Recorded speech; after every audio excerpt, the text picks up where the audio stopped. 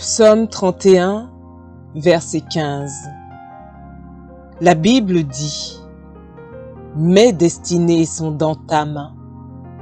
La Bible ne dit pas « ma destinée », parce que dans la destinée de l'homme, il y a plusieurs destinées.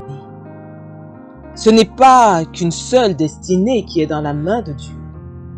Ce sont toutes les destinées qui sont dans sa main. Dans notre vie, il y a plusieurs domaines.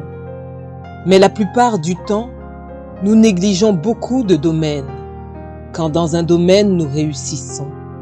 C'est pourquoi Dieu m'a donné ce message, afin que tu saches que même si dans un domaine de ta vie tu réussis, cela ne doit pas t'amener à négliger les autres domaines qui échouent. Car partout où il y a déséquilibre, il y a souffrance, il y a douleur. La plupart des douleurs dans notre vie proviennent du fait que nous avons négligé quelque chose. L'une des grandes phrases de Jésus, « Tout est accompli », nous révèle un Dieu d'équilibre, car il n'a pas dit « c'est accompli ». Tout. Pourquoi? Parce que l'œuvre de la croix touche tous les domaines de la vie d'un homme. Mais souvent, nous ne profitons pas au maximum du tout est accompli.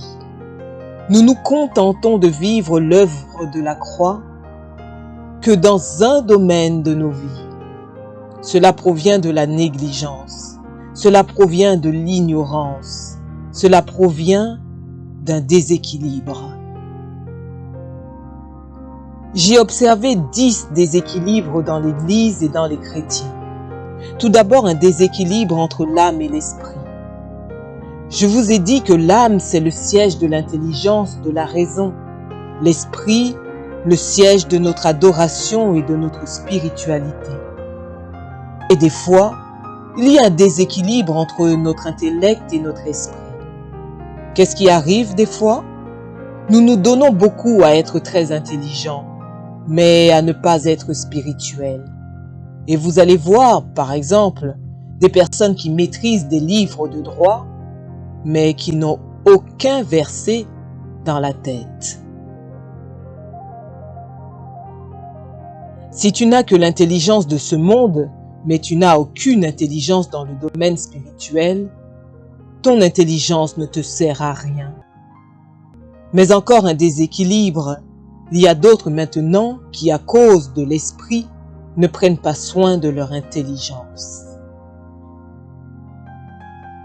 Quand je suis venu à l'église, autour de moi, j'ai rencontré ce qu'on appelait en ce temps-là les TTS, trop spirituels. Les TTS étaient là pour te décourager quand tu étudies. Quand tu disparais un tout petit peu parce que tu as un examen, ils te culpabilisent. Tu étudies trop, et ils te donnent même des versets. Trop d'études, c'est mauvais pour la santé. Ce sont des personnes qui étaient vraiment studieuses, mais depuis que tu as cru en Jésus, tu échoues et tu as des 0 sur 10. Et tu cries « Gloire à Dieu ». Il n'y a aucune gloire à Dieu dans tes 0 sur 10. Il n'y a pas de gloire à cela. Bien-aimé, si je suis un parent, je ne respecterai pas une église qui empêche à mon fils d'étudier à l'école et de réussir. Tu as arrêté d'étudier, pourquoi depuis que tu pries? Est-ce que c'est Dieu qui te l'a dit? Parce qu'on est chrétien, on ne se cultive pas? Bien-aimés frères et sœurs, étudiez, remplissez votre tête de connaissances. Soyez intelligents aussi selon ce monde et intelligents selon Dieu. Qui est le plus grand apôtre de Jésus-Christ? C'est un intellectuel. Qui est le plus grand prophète de l'Ancien Testament? Un intellectuel. Moïse, le plus grand de l'Ancien Testament. Paul, le plus grand du Nouveau Testament. Mais à l'église, quand tu es très intelligent, tu es considéré comme charnel. Jalousie. Souvent on dit Dieu, ce pays, si Dieu nous donnait ce pays, est-ce qu'on va bien le gérer? On va le gérer avec le parler en langue? Vous pensez que si on va chercher un ministre de l'économie, on va chercher un intercesseur? Quand on cherchera quelqu'un pour construire les routes, on va chercher celui qui prophétise?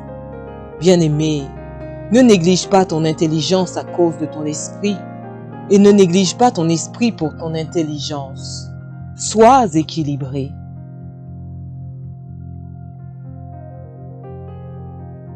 Et d'autres négligent leur corps pour leur esprit. Ils deviennent tellement spirituels qu'ils disent que ce corps ne sert à rien. Bien-aimé, Dieu n'est pas contre le corps, il est contre la chair. Il y a une différence entre la chair et le corps. La chair, c'est une dimension dans ton âme qui te pousse vers le péché. C'est l'homme adamique. C'est cette nature en toi qui te pousse vers le péché, mais ce n'est pas le corps. Le corps, c'est le temple du Saint-Esprit. C'est un instrument de Dieu.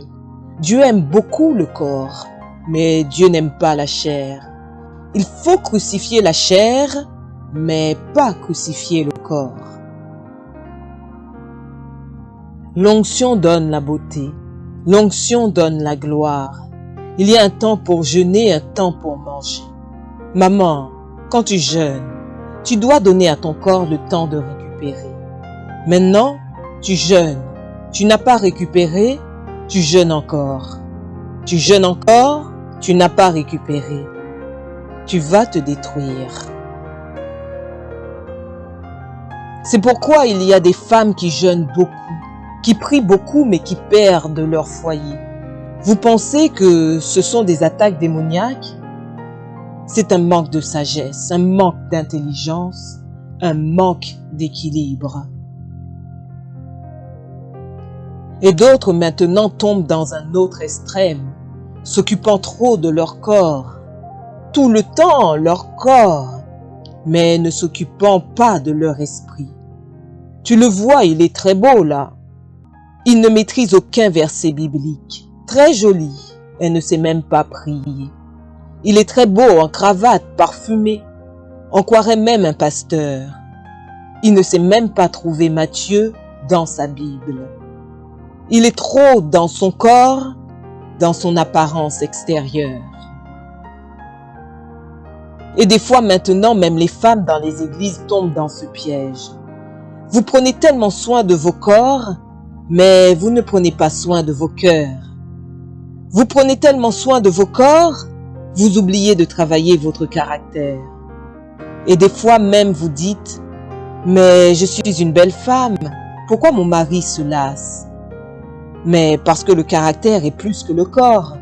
Même si le corps est important, le caractère est plus important que le corps.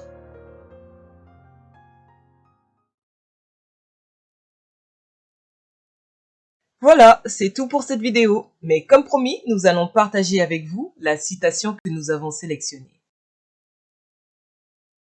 Dans notre vie, il y a plusieurs domaines.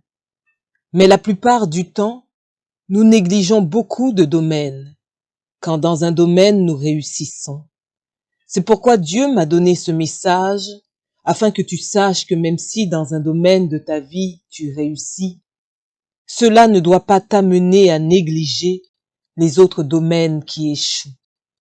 Car partout où il y a déséquilibre, il y a souffrance, il y a douleur. La plupart des douleurs dans notre vie proviennent du fait que nous avons négligé quelque chose. Et vous, quelle citation a le plus retenu votre attention? Dites-le nous dans les commentaires. Si vous avez aimé cette vidéo, n'hésitez pas à vous abonner, à liker, à commenter et à partager. Nous vous disons à bientôt et bonne route sur le chemin de votre destinée.